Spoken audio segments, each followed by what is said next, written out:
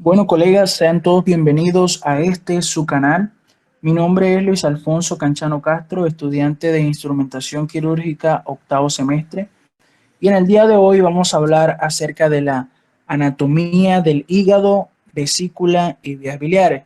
Posterior a este video haremos todo lo que tiene que ver con la técnica y el procedimiento quirúrgico de colecistectomía. Por eso empezaremos con la anatomía para que cuando hablemos de ese tema estemos claros y estemos ubicados frente a este procedimiento. Comencemos. El hígado es el órgano más importante del cuerpo. Es el segundo órgano más grande después del tubo digestivo y es el órgano más grande de la cavidad abdominal. Empecemos con su ubicación.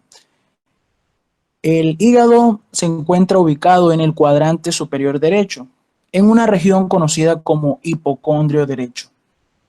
Es tanta, como logramos ver en la imagen. Vamos a colocar el puntero para que puedan ver. Es tan grande el hígado que puede ocupar hipocondrio derecho, epigastrio y hasta una parte del hipocondrio izquierdo. Tiene 28 centímetros de manera horizontal, 8 centímetros de manera vertical y tiene unos 16 centímetros de grosor o de espesor. El hígado se encuentra ubicado, como ya les dije, en el hipocondrio derecho. Cuando se realiza una inspiración profunda, debido a la cara diafragmática que él posee, que tiene relación con el músculo diafragma, al momento de una inspiración profunda, él se puede elevar. Por eso vemos esta silueta del hígado colocándose a nivel del pezón. Y en una expiración profunda, él puede llegar hasta el borde de la última costilla. Esto es anatomía básica, no vamos a profundizar tanto, sino tener referencias claras anatómicas del hígado y sus anexos. El hígado cumple muchas funciones, dentro de las cuales tiene metabolizar lípidos, proteínas, hidratos de carbono, y esto le hace ser un órgano de suma importancia. Además de eso, él tiene funciones endocrinas, como lo es la producción de la IGF, que es el factor de crecimiento. Esta hormona es similar a la insulina y cumple funciones parecidas. Además de eso, también produce el calcitriol. ¿Qué es esto? ¿Qué hace el calcitriol? Facilita la fijación de calcio en los huesos para que sean más resistentes. Además de eso, el hígado también tiene una función importante, desintoxicación. ¿Qué hace esta función? Eliminar todas esas células, en este caso serían los eritrocitos, que ellos tienen un periodo de 90 a 120 días. Una vez cumplido ese periodo, entran unas células especializadas conocidas como retículo endotelial. La función de ellas va a ser fagocitar o comerse, digamos vulgarmente, células, esas células sanguíneas, como lo son los glóbulos rojos, y el hígado lo va a desintoxicar o lo va a eliminar.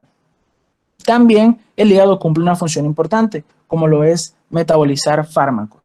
Por eso hay medicamentos o hay situaciones donde el paciente, cuando toma medicamentos, no puede ingerir ni una gota de alcohol porque inhibe o frena este proceso que tiene el hígado de metabolizar esos fármacos.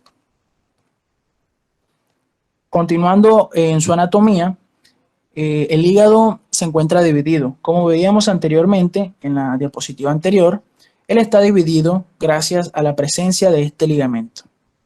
Se conoce como ligamento falciforme y se divide en dos, un lóbulo derecho, un lóbulo hepático derecho y un lóbulo hepático izquierdo. Pero a su vez, cada lóbulo está segmentado, está subdividido o está fragmentado.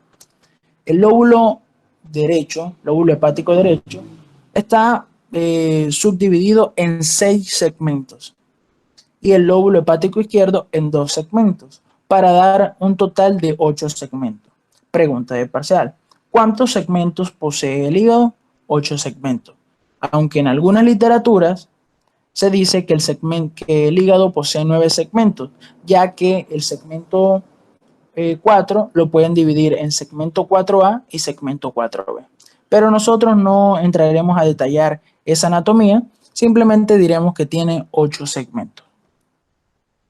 Continuando con la anatomía, vamos a ver que el hígado tiene 3 caras, como se ven en esta imagen. Una cara anterior, una cara visceral y una cara posterior. La cara anterior, que la vamos a ver, conocida como cara diafragmática, esta se llama cara posterior o también conocida como área desnuda, y esta es la área visceral que tiene íntima relación con estructuras como lo es la vesícula y la cava inferior, que más adelante hablaremos de ella. Tenemos la imagen aquí de la cara diafragmática. Miren cómo tiene un borde superior y este es el borde inferior del hígado. El borde superior está dado por el ligamento coronario, que más adelante hablaremos del ligamento coronario. Y miren el borde inferior, que está aquí abajo, es el único borde del hígado y este tiene dos escotaduras, una escotadura cística y una escotadura del ligamento redondo. Aquí tenemos que la cara diafragmática, como su nombre lo indica, tiene íntima relación con el músculo diafragma. Recordemos que el músculo diafragma es el músculo de la respiración. Además de eso, el músculo diafragma se encarga de dividir el tórax del abdomen. Entre el músculo diafragma y el hígado existe un espacio. Este espacio se conoce como espacio subfrénico. Y este espacio está dividido también en espacio subfrénico derecho y espacio subfrénico izquierdo. ¿Qué permite la división de este espacio? Este límite está dado por el ligamento falciforme. El mismo ligamento que divide el hígado en dos lóbulos es el que divide el espacio subfrénico. Hablando de las relaciones que tiene la cara diafragmática en su parte superior, encontramos que se relaciona con el diafragma, se relaciona con la base del pulmón derecho en este caso, y hacia el lado izquierdo tiene relación con el pericardio y con la base del corazón. Puede ser tanta la presión que ejerce el corazón en el lóbulo izquierdo que puede ocasionar o causar una depresión conocida como impresión cardíaca del hígado. Ya hablamos de las relaciones que tiene hacia la parte superior, hablemos de las relaciones que tiene hacia la parte de adelante. Tiene relaciones con el diafragma, ya lo dijimos, tiene relaciones con la parrilla costal o las costillas y tiene relación con los músculos anterolaterales del abdomen. Avanzamos un poco más y encontramos la cara visceral. Esta cara visceral está dada por unos surcos. Está el surco sagital derecho, surco sagital izquierdo y el surco transverso. El surco sagital derecho se encuentra bien definido por unas impresiones o unas concavidades donde se alojan estructuras anatómicas del hígado. En este caso, aquí tenemos una depresión que tiene el hígado conocida como fosilla cística.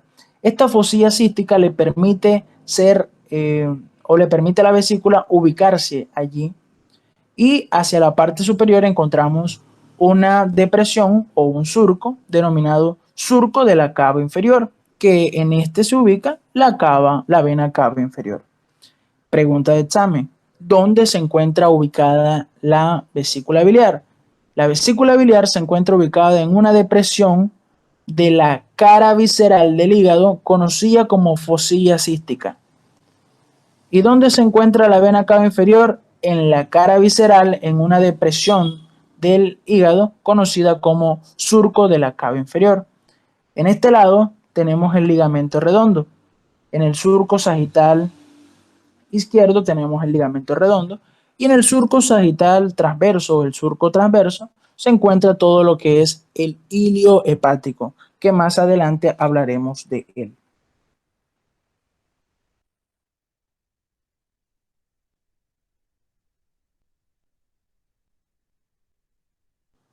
Bueno, llegamos a el hilio hepático. Acá en el hilio hepático tenemos que tener en cuenta ciertas estructuras. El hilio permite la entrada de ese paquete vasculonervioso, donde entra arteria, venas, nervio, pero también en este caso en el hígado se encuentran ciertas estructuras anexas a este paquete vasculonervioso, como lo es los conductos o vías biliares, también llamadas encrucijada hepático. Más adelante les mostraré. ¿Qué estructuras forman parte del hilo hepático? Tenemos a la vena cava, perdón, a la vena porta hepática. Tenemos a la arteria cística. Esta es rama de la arteria hepática derecha, que a su vez la arteria hepática derecha es rama de la arteria mesentérica superior. Y luego encontramos el conducto. En este caso los conductos, conducto hepático derecho y conducto hepático izquierdo. Como les decía, el hígado posee un único borde, denominado el borde inferior. Este borde posee unas escotaduras o está bien definido o bien marcado. En este caso se encuentra una depresión o una escotadura denominada escotadura cística. Y hacia la parte de arriba tenemos la escotadura del ligamento redondo, que más adelante hablaremos qué es el ligamento redondo. Los ligamentos que mantienen al hígado en su posición: ligamento redondo, ligamento triangular, ligamento falciforme, en fin, vamos a hablar de ellos. Continuando con la anatomía, vamos a hablar del ligamento coronario.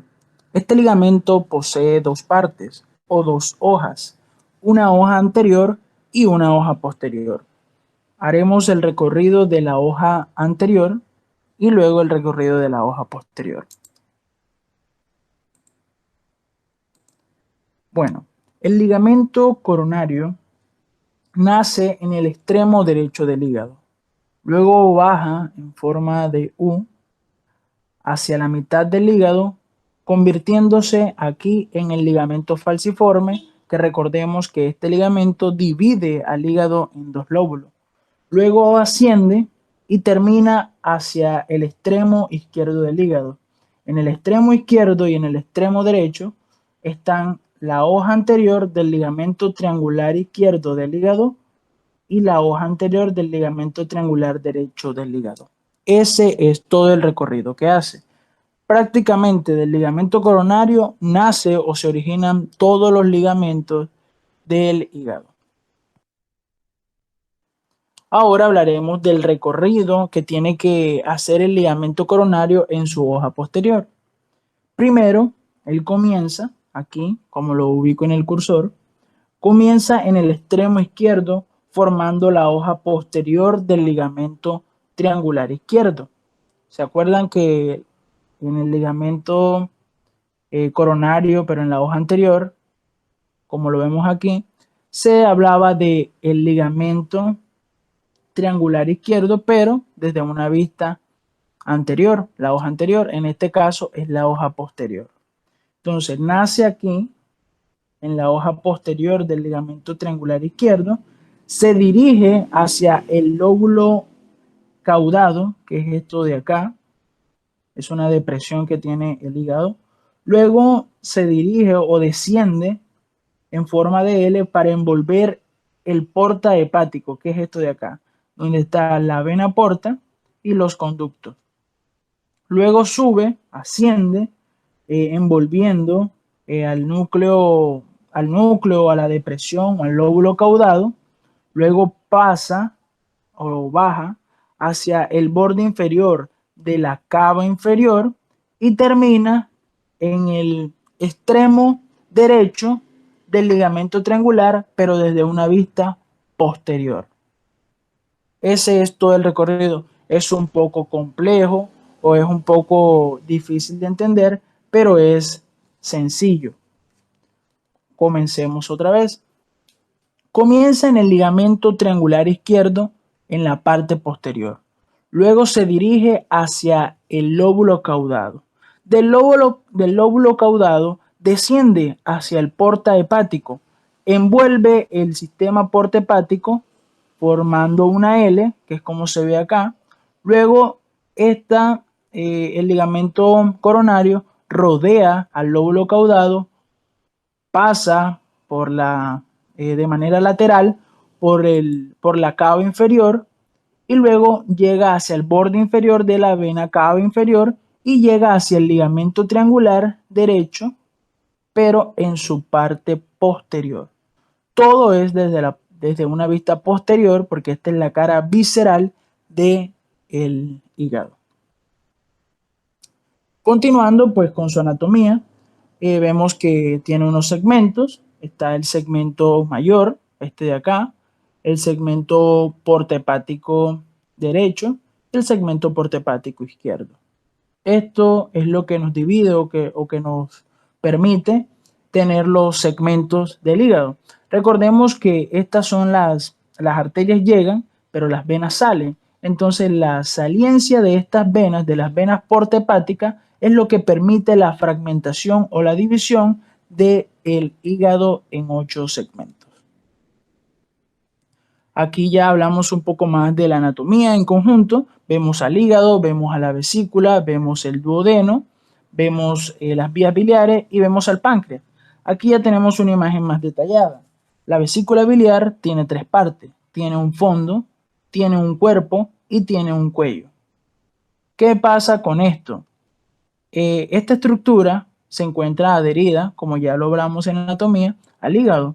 El cirujano en la técnica de colecistectomía necesita ir resecando todo esto, pero hay 2 formas de hacerlo, y es fundocística, que va desde el fondo de la vesícula hasta el conducto cístico, o cístico-fúndica, que puede ir desde el conducto cístico hasta el fondo de la vesícula. Todo depende al gusto del cirujano.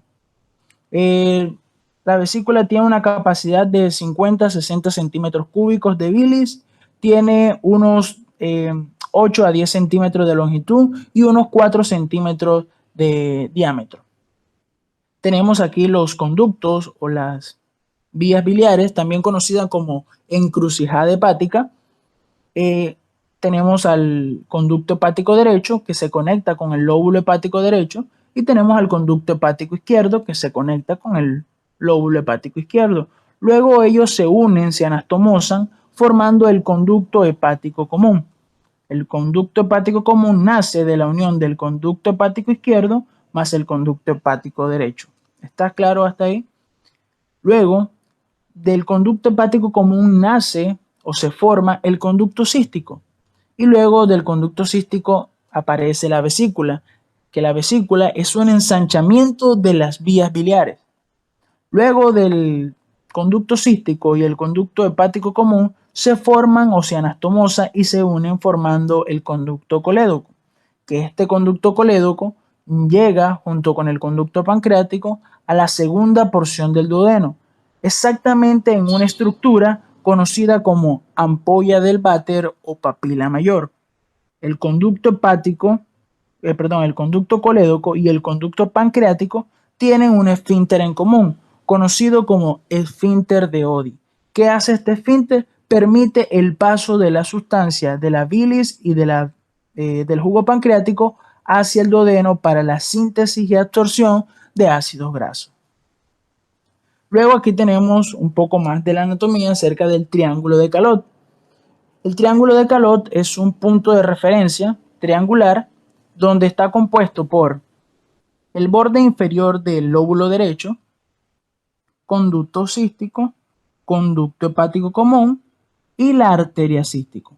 Pregunta de examen: ¿quiénes forman parte del triángulo de Calot? ¿Cuáles estructuras forman parte del triángulo de Calot? Hombre, conducto hepático común, aquí como lo vemos, conducto cístico y el borde inferior del lóbulo derecho del hígado, junto con la arteria cística. ¿Quiénes no forman parte del triángulo de Calot? El borde inferior del lóbulo izquierdo. Él no forma parte del conducto cístico, al igual que el conducto hepático izquierdo. Bueno, esto es todo por ahora. Esta es la anatomía Es una anatomía un poco extensa. Se trató de hacer de la manera más sencilla posible para que fuera de su entendimiento y de su agrado. No te olvides suscribirte a tu canal, el canal del programa. Y pues en otro próximo video estaremos hablando de colecistectomía, teniendo en cuenta esta anatomía que ya vimos. Muchas gracias, no te lo pierdas.